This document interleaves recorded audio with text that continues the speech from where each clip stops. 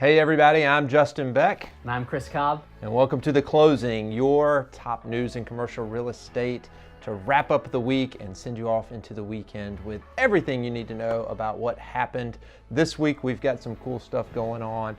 Simon Malls is putting hotels on properties. Brasfield Gorrie is building a new stadium at the University of Florida. Some cool stuff happening in Manhattan as always, and you know Chris is interested in that. And of course, more grocery store news. So let's jump right into it.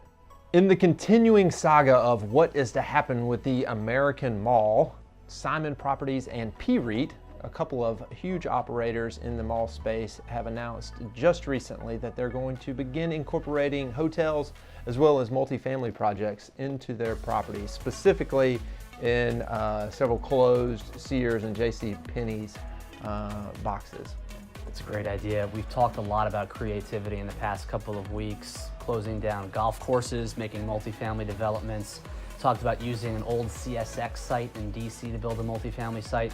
So I'd love to see the creativity by these malls. You know, a couple years ago when they were trying to figure out what to do, they decided to do a lot of retail out parcels for restaurants, which was a great idea. So I love the pivot and I love the creativity. Yeah, Simon's the country's largest retail property owner, and they've actually got plans to do several Marriott hotels. So obviously they're going to be demolishing some of these Sears boxes and going vertical with them. And then PREIT's, which is a smaller operator there in the Northeast, they're going to be doing, I think, about 7,000 residential rental units on one of their properties. So creating a great mixed-use concept. And as we always say, real estate is entrepreneurial. This is just another great example of that.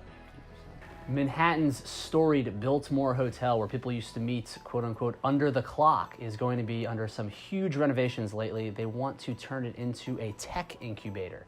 Now, this is going to include about 150,000 square feet of retail and amenities, 250,000 square feet as their tech incubator space, and about 700,000 square feet for corporate companies, total of about 1.1 million square feet. So this new concept to try to bring some tech incubators into Midtown Manhattan right by Grand Central. Justin, do you think this is Silicon Valley's new play yard on the East Coast, or is this a chance to capitalize on some good innovators on the East Coast? I think it's both. I think it's absolutely both. And I think this is an interesting example of what I talked about before. You know, we have several landlords and people are concerned about this WeWork and co-working and what does this look like for the future of office space? Are we not going to see big corporations and big office leases happening anymore as everybody works independently? And I think the answer is yes and no. This is a great example of that. You've got a mix of Fortune 500s of tech companies from Silicon Valley, and then you have this co-work property piece coming to it. The big thing that I see is that now people are interested in working in great places, in that a significant property is important, and that turnkey solution, you know, as though you're going into a hotel, a great hotel, same thing with a great office space. You want everything taken care of, and you want to enjoy your time there. So I think that's what's happening here. So it's pretty cool. Yeah, and another great point too, I think, which is noteworthy here, is Grand Central Station is a great hub for people to get in and out of Manhattan, and for the young professional too, because you have not just the Metro North, but you also have the New York City subway and the Long Island Railroad all come to that central hub at Grand Central. So it's going to make it very easy for a lot of the younger professionals that are trying to get their tech companies off the ground to put their money and their time into their company rather than trying to get in and out of Manhattan. Take it from the expert. So more exciting news in the world of grocery stores, an industry that is changing rapidly. And one of the best operators out there, in my opinion, is Sprouts. It's a Phoenix-based grocer that is rapidly expanding in Florida. And so they're just announcing several new stores that are going to be coming to the area. The first one is Riverview down in the Tampa area. And tell us a little bit about it. Yeah, so it's a fantastic location. They're going to have about, I think they typically do 30,000 square feet, and that's their plan for Riverview, slowly trying to make their way up from Central and South Florida to make their way to the Panhandle here, which is great. I love a good marketplace. I love a good grocery store. When I was in Boston, I was fortunate enough to have Trader Joe's. When I was in New Jersey, New York, we had Fairway. Here we had Publix when I moved here, but now to see some more concepts like Sprouts coming this way west up into the Panhandle, I'm a big fan. Yeah, it's a good concept. It is a higher quality product, similar to, everybody's going to compare things to Whole Foods, but I think it's along those lines, and a nice operation. And it was one of the groups that when we were at ICSC just a couple of weeks ago, I was really impressed with their team and what they're doing and their plans for Florida, and here's some example of that. So looking forward to further expansion in the state of Florida for Sprouts.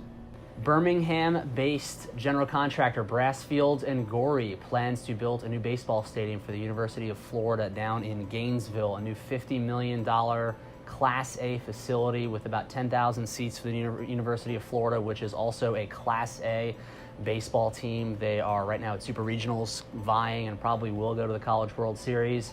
They're a great company, Brasfield Gorrie out of Birmingham. They also redid recently the Stephen O'Connell Center, the Exactech Arena for the basketball team, as well as the arena for the gymnastics team. Yeah, Brasfield's a great company. I'm a Birmingham guy. I went to school up there, and a lot of folks, the college I went to at UAB, went to Brasfield Gorrie. It's a great contractor. This is a really cool facility, and of course, UF always does things big, and we're really excited too. It's a great tie-in. We're about to get our first property down in Gainesville, a great shopping center that we're going to be handling leasing on. So a couple of cool tie-ins, and excited to see more new development happen down there at UF. Absolutely, and this is the side of the retail I feel like we don't see a whole lot of with universities, because there's a lot of good opportunities for arenas, for stadiums, to put in some local vendors, but also some national tenants. If you have some restaurants, some fast casual concepts you want to put in, I think it's a great opportunity for them. Don't hear about it a lot. I hope they get some great concepts. Great point.